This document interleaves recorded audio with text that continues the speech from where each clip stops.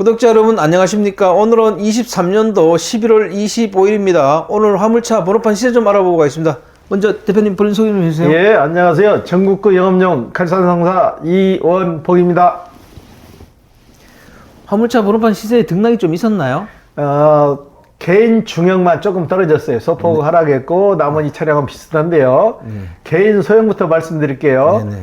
개인 소형은 1.5톤 이하를 개인 소형이라고 그러는데 전주와 동일하게 2,850만 원에 거래되고 있고요. 물동량도 굉장히 활발해졌어요. 물동량이라고 지금 말씀드리는 것은 번호판 사고 파는 양을 말씀드리는 거지 실질적으로 물건을 실어 날리는 물동량을 얘기하는 게 아니에요. 그 다음에 개인 중형은 전주에 2,700에 거래됐는데 50만 원이 하락해서 2,650만 원에 거래되고 있고요.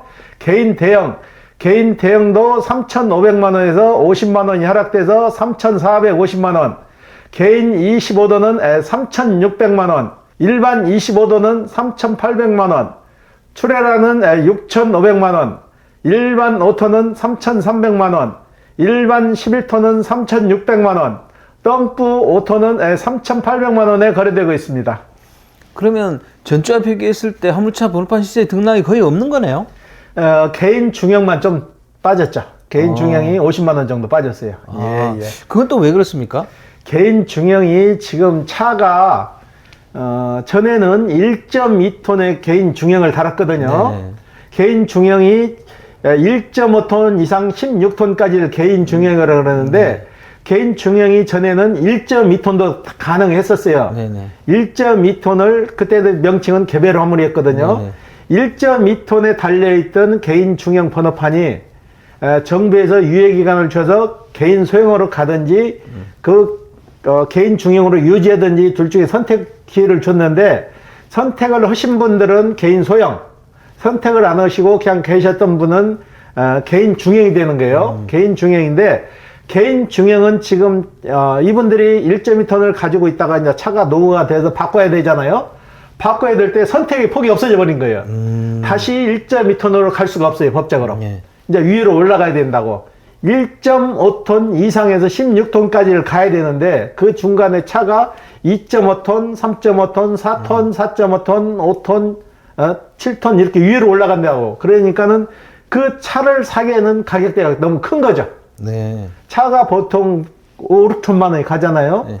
면허권 했다가 전에는 1.2톤을 샀을 때는 2천만 원 선에 사가지고 장착을 해서 일을 했는데 이젠 위로 올라가야 되니까 5천만 원, 6천만 원 부담을 안고는 못 오는 거죠. 네. 그렇기 때문에 파는 이제 확률이 많아지는 거죠.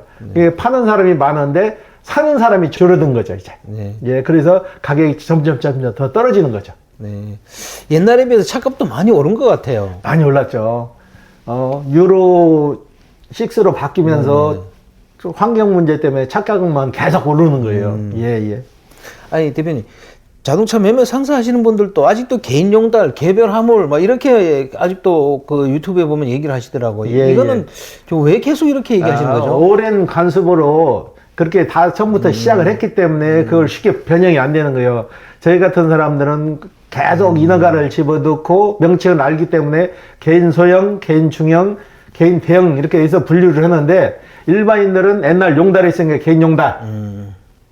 옛날에 했던 그 말 그대로인 거예요. 개인 용달, 개별 화물. 지금도 그렇게 명칭을 쓰는 거예요. 대표님, 그러면 이번 주 거래건은 저번 주 거래건하고 비교했을 때 거래량은 어떻습니까? 거래량은 좀 저번 주보다 올라왔어요. 네네. 저번 주에는 5대 정도, 6대 정도 했는데 거의 10대 선으로 다시 회복됐어요. 회복됐고 요즘은 또 지방에서 많이 올라오시더라고. 어제도 부산에서 한번 올라오셔가지고 선탑을 하신 분이 있어요. 네네. 이분은 우리나라 최고 학벌을 나왔어요. 최고 학부 졸업을 하신 분이야. 서울 S대학을 나와가지고 시골에 귀향을 해서 영농조합을 설립해서 이분은 큰 포부를 갖고 내려가셨는데 영농이라는 게 바로 돈을 투입을 해서 수익이 나는 구조가 아니잖아요. 작물을 가꾸고 키우고 해서 일정 기간이 지나야 수익이 되잖아. 그 안에 돈벌이를 할 수 있는 걸 찾다 보니까 용달을 선택하셔가지고 부산에서 금요일날 오셔가지고 인천에서 1박을 하시고 어제 선탑을 하루 하시고 이제 결정을 하고 포터 차량을 사가지고 그 차량을 갖고 이제 내려가서 우리가 이제 그 차에다가 번호판을 달아줄 예정이거든요. 이분도 선탑을 하루 딱 하더만 이제 확신이 쓴 거예요. 내가 유튜브를 몇 번 봤는데 유튜브에서 하시는 분이 나와서 하는데 30만 원, 35만 원 얘기했을 때 자기도 거짓말이라고 했다고요. 야이 거짓말이다. 그래서 실질적으로 이분은 부산에서 여기까지 오셔서 체험하기가 어렵잖아요. 근데 실질적으로 오셔갖고 체험을 딱 하루 하더만 바로 오케이. 사장님 말이 맞았네요. 내 눈으로 확인했으니까 시작하겠습니다 하고 내려가셨어요, 어제. 네. 그리고 또 경상북도 경산. 네. 경산에서 올라오신 분은 73년생이신데 그 지역은 지역이 좁다 보니까 대구 쪽으로 연결되잖아요. 네. 영업용 차량이 그렇게 많지를 않은가 봐요. 네. 그분은 올라오시 전에 리스트를 한 5군데를 뽑아갖고 갔어요. 네. 저희 상사를 포함해서 한 5개 상사를 1박 2일로 투어를 하면서 거기서 차를 선택해서 사시려고 오셨는데 다른 목적지라 가지 않고 저희 사무실을 먼저 오셨다고 그러더라고. 유튜브에서 보는데 우리 유튜브는 차를 팔아는 목적이 아니고 길라잡이 역할을 하는 유튜브인데 다른 유튜브를 다 구독을 했는데 다 차 팔고 사는 것만 영상이 올라왔다 이거예요. 근데 우리 갈산 상사에서 나가는 유튜브는 차 사세요, 파세요가 없다 이거예요. 그래서 길라잡이 역할을 해서 일단은 자문을 받기 위해서 왔는데 딱 맞게 또 그분한테 금액이 그분이 많이 가지고 계신 게 아니고 가지고 계신 금액에 차를 맞추려고 하신 분이에요. 네네. 그래가지고 우리가 2018년식을 가지고 있어가지고 그 금액에 딱 맞춰가지고 저희가 엔진 오일, 미션 오일, 외관 다 수리해서 월요일날 이제 탁송으로 내려보내실 거예요. 우리가 계약금은 받았고 서류도 본인이 직접 이전할 수 있게끔 저희가 다 꾸며드렸어요. 그것도 돈이 들어가거든요.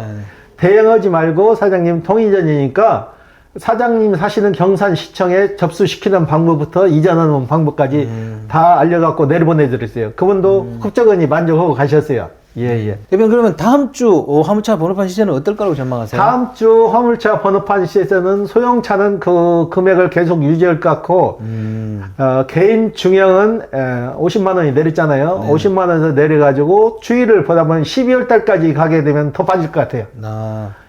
파시려고 내놓은 분들은 꾸준히 느는데 개인 중형이요. 사시는 분이 없다는 얘기예요. 개인 중형은 사가지고 차가 큰 톤수로 올라가야 되는데 그 큰 톤수를 살려면 부담이 많이 되니까 그걸 많이 선택을 안 하시는 거예요. 네. 예. 개인 중용 같은 경우에는 선뜻 진입하기도 어렵지만 물동량도 없다 이런 것 때문에 지금 가격이 좀 하락하는 거 아닌가요? 물동량도 많이 영향을 끼치는데 지금 화물 하시는 분들이 와서 하는 얘기가 최악이라고 그래요. 10년 전보다도 지금이 더 최악이라고 하면은 뭐 말 다 한 거죠. 네. 예. 근데 또 화물 하시는 분들 그런 얘기 하더라고요. 1톤이나 뭐 16톤이나 버는 건 똑같다 이런 얘기 하시는데 이건 뭐 때문에 그런 얘기가 나오는 것 같아요? 일단은 큰 차를 하게 되면 큰 돈은 만질 수 있는데 일단은 비용이 많이 들어가는 거죠. 도로비부터 시작해서 유류대나 차량 유지비나 차량 대금이나 쉽게 말해 1,000만 원을 바로서 비용이 500만 원 빠져서 500만 원 남느나 그러죠? 5천만 원 투자해서 뭐 포터 종류나 벤 종류를 사서 그걸 해가지고 300만 원, 400만 원 남으나 채산성은 거의 비슷하다는 얘기예요. 큰 차로 가서 큰 돈 들어가서 부담 갖는 것보다 적은 차로 하나 비슷하다는 얘기예요.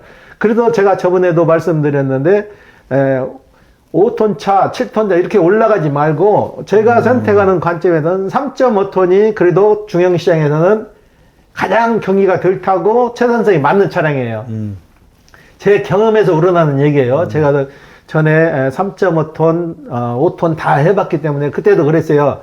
5톤 차 하면은 액면은 많이 남는 것 같은데 실질적으로 손실을 따지면은 3.5톤이나 똑같더라고요. 그래서 구태여 큰 차로 무리하지 마시고 본인의 체형에 맞는 차량으로 선택하시라는 얘기예요. 예. 국토교통부에서 얼마 전에 그동안 그 화물차들의 불법을 어떻게 처리하겠다 이런 걸 발표했더라고요. 그러면서 번호판 장사하는 지입회사들이 화물차를 등록 말소를 반복하는 행위를 적발했다고 이렇게 발표했는데 이건 뭔 내용이에요? 지입회사들이 지금 정부에서 발표를 했잖아요. 나와서 강력히 단속하고 뭐 세무조사를 한다고 하는데 이건 좀 늦었어요 벌써.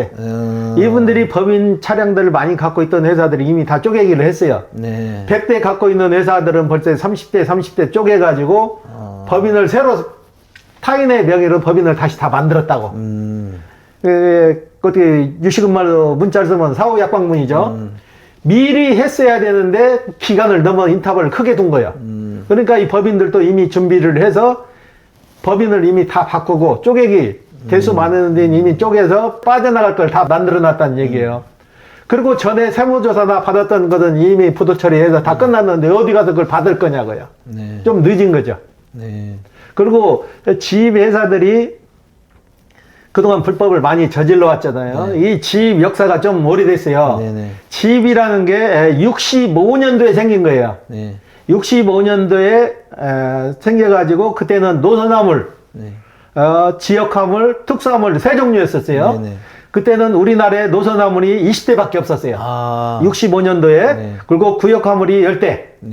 그리고 특수화물은 무제한으로 줬는데 그 단계를 지나서 이제 수요가 계속 늘잖아요. 물동량 수요가 늘고 하다 보니까 그 정부 시책에 따라서 이게 변해갖고 지입제가 언제 정착이 됐는 거니 98년도 98년도 전에는 지입회사들이 지입을 내주면서도 불법을 감행한 게 그때 당시는 차를 사가지고 본인이 그 지입회사 들어갔는데 그 회사가 잘못됐을 때는 그 차까지 다 뺏겨버렸어요. 그 지입회사에 그 차까지 넘어가는 거예요. 넘어가서 그 지입회사가 부도 처리가 되거나 은행에서 부실권 채권이 발견되면은 부도 처리가 돼버리면 내 차를 사가지고 들어갔는데 한 푼도 못 가지고 다 부도 처리되면 같이 파산을 해버렸다고. 그래서 그거를 보완한 게 98년도에 현물출자라는 게 생겼어요. 지입을 들어가되 내 차를 가지고 들어가면은 회사가 망하더라도 그 차는 내 차라는 걸 입증을 하는 거예요. 그 등기부등본에 현물출자를 해놓는 거예요. 딴반은 법인 거지만은 차량은 내 거다 해서 현물출자를 하면은 그 법인이 망해도 그 차는 다시 가지고 나올 수 있다고. 그게 98년도에 현물출자가 인정되면서 2002년부터 지입 차량이 합법화가 돼버린 거죠. 그렇게 하고 지금까지 흘러나왔는데 물류회사들이 이거는 이제 악용을 하는 거야. 번호판 가격을 받아먹을 수 없는데 수수료 명목으로 500만원, 1000만원씩을 받아가지고 계약기간이 끝나면 내줘야 되는데 그걸 안 내주고 싹둑 잘라먹고 그리고 고의적으로 부도를 내는 거예요. 이 친구들이 계약기간이 2년, 3년 했으면 그걸 보장을 해줘야 되잖아요. 보장을 안 해주고 중간에 한 2년 정도나 지나면은 고의 부도를 내요. 현물 출자를 해놓은 차니까는 차는 손을 못 대니까 우리 회사가 부도 났으니까 차 빼가세요. 안 빼가면 손해니까 일단 차주들이 울며개점식으로 차를 가져온다고 본인 앞으로 가져오면은 그 회사를 고의 부도 처리하고 명의를 또 제3자로 바꾸는 거예요. 바꿔갖고 다시 또 지입장사를 또 시작하는 거예요. 그런 식으로 지금까지 끌려온 거예요. 그리고 차가 노후화가 되면은 차를 바꿔야 돼. 대폐차를 해야 되면은 도장값이라 해도 또 몇백만 원을 받아먹고 이전비 한다고 이전한다고 해도 또 몇백만 원을 받아먹고 그런 악습이 계속되기로 계속됐기 때문에 지입 차주분들도 지입제를 폐지하라 그런 얘기가 나오는 거예요. 번호판 장사하는 지입회사들이 화물차 등록 말소를 갖다가 반복하는 이유는 뭔가요? 소유권이 법인에 있기 때문에 자기들 마음대로 말소했다 증차했다 마음대로 하는 거예요. 그리고 전에는 지입회사들이 대수가 일정 대수를 보유했잖아요. 쉽게 말해서 100대를 가지고 있다면 정부에서 증차를 해줬어요. 거기에 몇 프로를 행정조치나 이런 큰 사례를 받지 않으면 프로테지를 따져갖고 계속 증차를 해줬다고. 그 증차해준 거는 공짜 번호잖아요. 그걸 다 다른 사람들한테 임대를 받고 임대를 해주고 계속 그런 악순환이 계속된 거예요. 그 화물차 번호판을 등록하거나 또는 말소하면 그 이득을 보는 게 뭐가 있을까요? 일단 다른 사람한테 또 팔아먹을 수가 있잖아요. 그 사람한테 뺏어서 또 다른 사람한테 팔 수 있으니까 그런 식으로 해서 지입제가 흘러왔기 때문에 그런 악순환 때문에 지입 기사분들이 피해를 많이 보고 지입 들어갔을 때 보증금 형식으로 수수료 형식으로 돈을 줬으면은 나 관뒀을 때는 돌려줘야 하는데 싹둑 잘라먹고 그리고 이분들이 그걸 계약서에 딱 교묘하게 빠져나갈 수 있게 단수정을 다 넣었어요. 그 금액 받았던 것은 영수증도 없고 어디 내가 돈을 줬다는 근거 자체가 없다고. 그러니까 잘라먹기 딱 좋은 거죠. 네. 예, 예. 그럼 이번 국토교통부 발표에서 지입제 개선책 같은 게 발표됐어요? 특별한 개선책은 발표된 게 없고 강도 높은 세무조사를 통해서 한다는데 제가 서울에도 말씀드렸잖아요. 이미 법인들은 쪼개기를 해서 다 분리를 시켰다고. 빠져나갈 걸 다 만들었는데 그 발표된 지가 1년이 지금 넘었잖아요. 네네네. 1년이 넘은 지금 와서 지금 발표하면 무슨 의미가 있냐고요. 이미 다 분산됐는데. 화물차주들 중에서도 이 지입제 폐지를 원하시는 분들이 많더라고요. 예, 예. 그렇다면 이 지입제가 폐지될 가능성은 있나요? 지입제가 폐지될 가능성은 제로예요. 아, 만약에 지입제가 폐지된다. 그러면 기존에 임대번호를 빌려 쓰고 있던 사람들은 다 개인 거 사야 돼요. 네. 그렇다고 지입번호를 개인한테 줄 수는 없는 거예요. 네. 지입하시는 분들도 본인들이 사가지고 한 대 한 대 묶은 사람도 있고 증차받은 될 수도 있는데 감차는 일정 부분에 번호판 장사하는 사람들 감차한다면 감차는 가능해요. 감차는 이 사람들이 100대를 갖고 있는데 100대 물량이 안 된다면은 뭐 50대는 감차한다면 감차해서 없어지는 거예요. 그런데 이분들이 감차할 때까지 지금 기다렸냐고. 이미 다 분리했잖아요. 네. 그래도 늦었다는 얘기예요. 네. 예, 예. 그 이번에 국토교통부에서 보면 2차 피해 신고를 받는다 그래요. 예, 10월 예. 20일부터 내년 2월 20일까지요. 예, 예. 이건 또 왜 2차 피해를 받는 거죠? 전에 1차 신고를 해서 네. 세무조사를 강도 높은 세무조사를 한다 그랬잖아요. 네.